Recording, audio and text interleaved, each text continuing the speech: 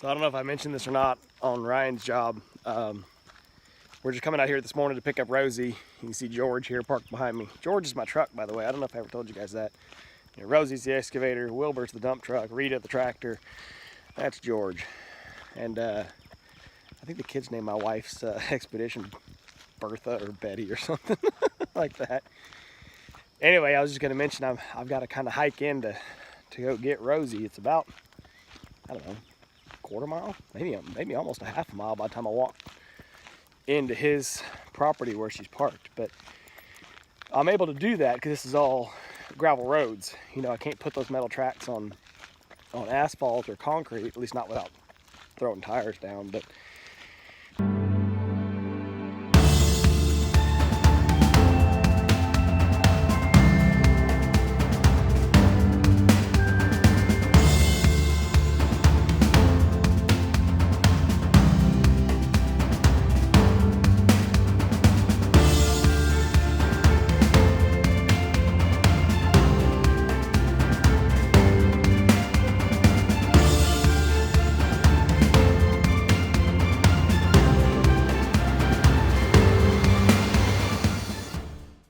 in this case, there's kind of there's a road intersection there behind where my truck's parked, and it's a loop. So I had the heavy hauler just drop there on the loop. That way he doesn't have to mess with turning around. He can just drop. And then I tracked all the way down here. But anyway, irrelevant to most of you guys, doesn't really matter. I just got to hike in and get the truck. The heavy hauler, he said he was going to be here at 8. It's like 7:20 right now, maybe. But he texted me and said he was on the way at like 6:40, and I was like, oh crap. So I rolled out of the house and flew up here as fast as I could. I just don't want him waiting on me. So anyway, we're gonna hike in here to Ryan's place and get Rosie started up, warming up. Might see if I can get you a little bit more film footage. It's overcast again this morning, but at least not rainy. I don't know if he did anything. He was gonna try to burn it this weekend, but he said it wouldn't light. So I don't know if he did anything else as far as just kind of scratching up stuff or what. But anyway, just figured I'd mention that's one of the fun little things you run into doing work like this. You know, every now and then you gotta do a little hiking, I guess. But it's actually, I like it like this because the machine's buried way up in here. Like, it's not like it's just sitting on the side of the road for easy pickings for somebody to want to go try to steal the batteries or something. It's a long ways in here. But I'm getting out of breath because I'm old and fat, so I'm going to cut this off. But just want to mention to you guys, it's a nice morning. Rosie's coming home, finally. Well, here we just walked in on the clearing at Ryan's. It looks like he did a little bit to widen out the road coming in, which is nice because that was so thick it was scratching both sides of my truck and folding my mirrors backing in here. Place looks a lot better now that the rain let off because it's dried up really well. It was getting to be a bit soupy and kind of aggravating me when I was out here finishing up the last day. I shouldn't say aggravating me, but just kind of like, man, I don't know about this place. Is, you know, the water was stacking up and it was really wanting to be muddy on top. But this soil is really, really sandy, so it's soaked in really well. Well, like I said, you can see there's still some work to do. It certainly needs, I would say, a dozer with a root rake. Of course, again, like I said, I stand by it. I told him to get a mulcher in here in the first place.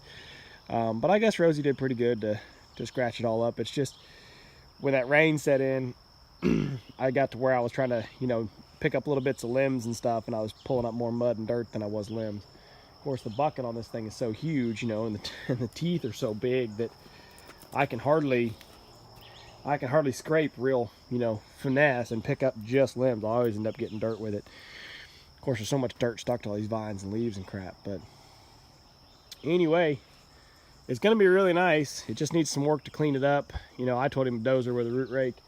He was asking about, you know, the box blade on Rita, but there's still just too much stuff in here that's buried up in the mud, and it's just I personally think it's too much for Rita. We talked about kind of creating a root rake for Rita's box blade. I don't know if that'll work or not. I'd give it a shot, but anyway, you see he's got some beautiful timber in here. He's got several great big white oaks. Of course, these two here, they're not they're not all that huge, but they're good looking trees. They're nice and straight, and he's got several all scattered out.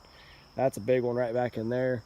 There's a really big one right over here. Not the crooked one right behind it. There's a really nice white oak, but anyway, I'm a little jealous because I don't have anything like that. But anyway, I was just gonna show you guys this. That was the pile that we had burning. The rain put it out. So unfortunately, anyway, that's the small pile. And then we've got a big monster pile in the middle, which really is not as big as it looks. There's plenty of space all the way around it. It shouldn't, I don't really think it'll harm the trees. And when it does burn, he tried to burn it, couldn't get the light. Here was my damage. About 5 minutes from quitting time. That stupid thing busted. And you can see it just broke the welds off the pad eye, and it's since bent my pin a little bit. But I'm happy at least that it was just, you know, just dumb iron that broke. It wasn't anything serious. So we'll get that welded up somehow or another and be back in business. But for right now, I gotta get Rosie cranked up and tracked out to the road. So I think I showed you guys a little bit of this, leaving Ryan's job. But I was just going to show you the overall damage on the thumb here. I buggered this one up pretty good. So the initial break, the initial issue was here. This weld on that pad eye busted. You can see where it's welded over there. That busted, and I was almost done with the job, so I just fought through and I finished it. But in doing so, I broke a few more things. So this broke, and then the thumb was hanging cockeyed.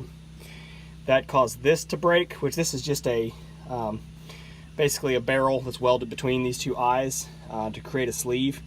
So that being broke, it doesn't really matter. It's not as structural.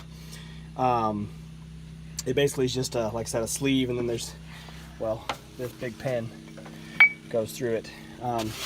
So that's not really as bad that that's broken. It just needs to be welded. But it broke because this pad eye is actually bent outwards now. You can see it's not straight like it's supposed to be. So it broke. And then up here on the brace, this sleeve on the brace broke, which again is just a, you know, weld to a collar. So, you know, hopefully we can grind this off real smooth, heat it up, hammer it back into place, and that'll be fine. But I talked to Ryan about it. I think we're gonna just rebuild this whole brace. It looks pretty ghetto anyway with the square tubing on the round tubing, blah blah blah. It's just kind of junky. I would love to have a hydraulic thumb on this machine. I have all the controls for it. The plumbing has gotten broken off from getting snagged on trees and stuff, which sucks, so that'll have to be all fixed. And then of course I'd have to actually buy the hydraulic cylinder, but in theory I could put a hydraulic thumb on here. I would love to have one maybe someday. But for now, we got to deal with what we got, old mechanical thumb, and I'm gonna go ahead and pull it off of here today because it needs to be fixed. At least pull off what I can. Now let's see, this, yeah, okay, so this is separate from this. For a minute I was like, wait, I can't take it off. But I should be able to. This will slip off here. This will stay. Obviously it's welded on. This will stay, even though it's broken, it'll stay with this. This will come off. So I'm gonna get a chain around it here, get the tractor in beside it. We're gonna pluck it out of there. The thumb and the brace will come off together. There's that pin there I could pull to take the brace separate from the thumb. I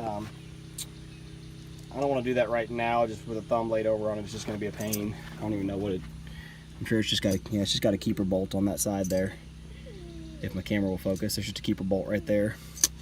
So I could take it apart, but I'm just going to try to pluck it off there right now as one piece. I'll probably regret it, but we'll see. Anyway, I wanted to show you the cracks and the damage. I'm taking it off for right now till we can get it fixed, and I'll just have to deal with not having a thumb when I need it.